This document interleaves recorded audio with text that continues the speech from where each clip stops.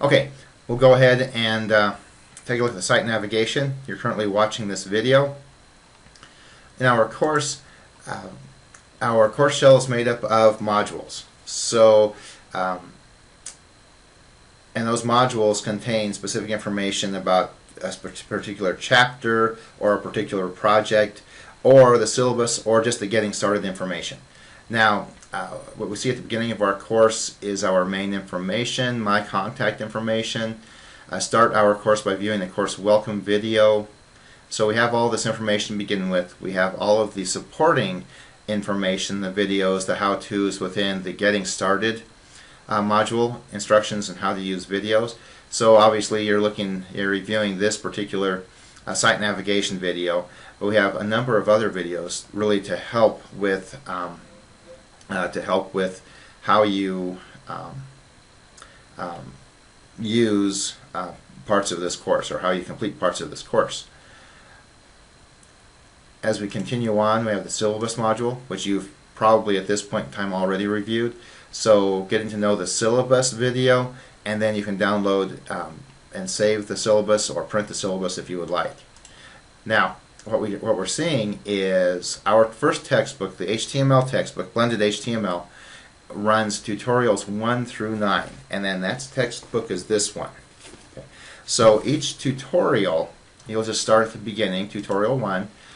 We have module assignments listed, assignments 1 through 4. In most modules, we'll only have 3 assignments. This validating a completed file is a little bit additional. In most tutorials, you'll only see the tutorial, the case problem, and the review quiz. It'll probably take you 4 to 5 hours every week to go ahead and complete these assignments. Our module schedule, for the first module, is 2 weeks, just because it takes a little time to go ahead and get your books, get things sorted out, download software, and start to feel comfortable with working through that first module.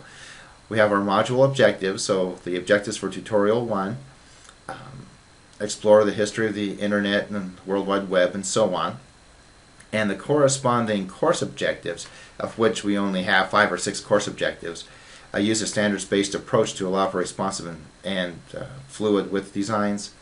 That ties to or corresponds to these particular module objectives. You'll see this structure throughout our entire course. We'll typically have a tutorial presentation. At this point, you see it's unedited.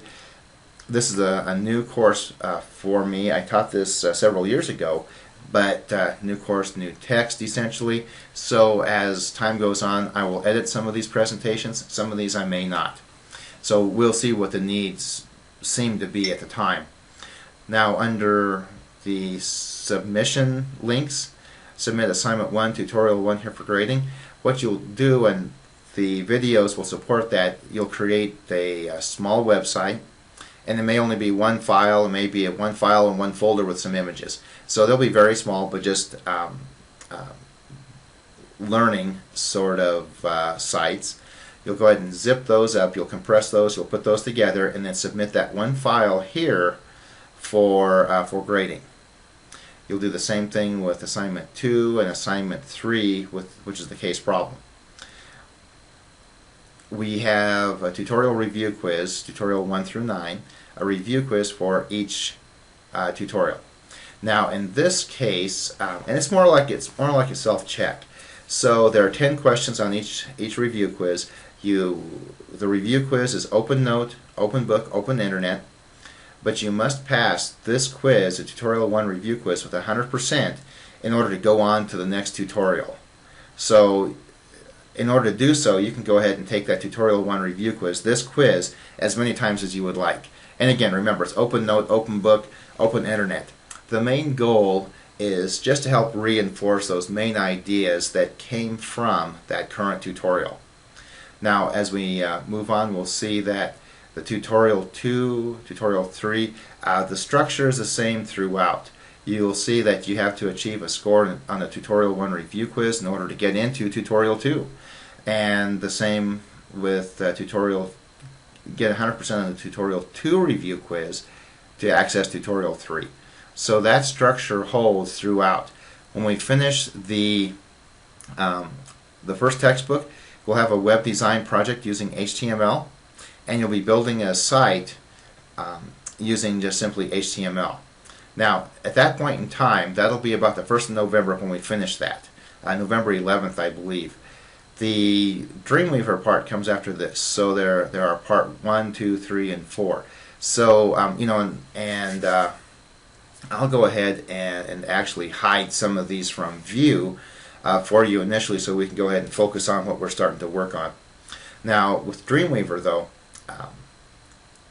there will be 2 or 3 lessons within each module. We'll get through about 55 or 60% of our book. The gotcha with Dreamweaver is that being an online course, you need to be able to do this kind of work at home. You can download the Dreamweaver CC version or application, install it. It's a 30-day free trial evaluation. So you can run it for 30 days. That means that this component, Dreamweaver Part 1 through 4, will need to start right around November 11th, November 12th, so that we can finish within 30 days by Friday, December 11th, which is the last day of our course. So you'll see it's 2/3 of our course is with HTML, about 1/3, maybe a little bit less, is Dreamweaver. Now, I think that's all the navigation that we need to go through at this point in time. So if you have any questions or comments, please contact me. Thank you.